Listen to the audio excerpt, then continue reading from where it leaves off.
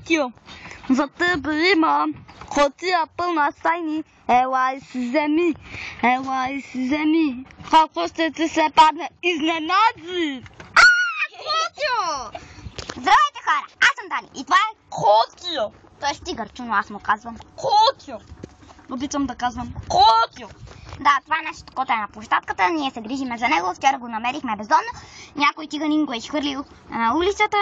Там така. Сега ще се грижим за него. Гледайте как се грижиме за Котио! Котио! Яс! За тебе имам котия пълна с тайни. Ела и си вземи едно лайно за теб. Какво ще ти се падне, може да е боб. Ела и си вземи малко повече ти. Сега го гледаме как яде. Тук пие вода. Тук е мястото му за игри. Тук съм аз. Види върче. Не живея в границите, България. Ама ти клипче ли си да правиш? Ами в момента го правя. Защо разваля всичко?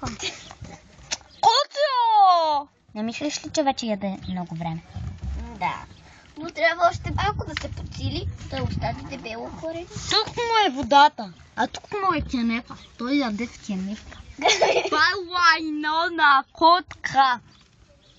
Айде да го пуснем по парзалката. Не. Защо? Само да се наяде. Ама трябва да ми се получи клипа. Добре. Няма навици да съдя по коса и маникюра. 100% цветен, ароматен. Това е моя свят, не е кръгъл, а квадратен. Ти ме правиш луда, живея ли забуда.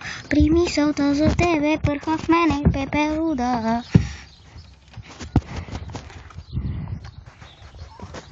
Котио по парзалката. Котио. Джоре, бека, ма! Чакай! Да се вижда в клипа. Котио, надолу? Не бе! Пусни го. Пускам го. По парзалката. По парзалката ли? Да. Малко по-натук. Ето така. Чакай, Котио, идвам с теб, стари друже. И аз идвам. Ти ще го сплескаш. Аз тебе ще Това е истински лъв. Лъв. Това е лъвче.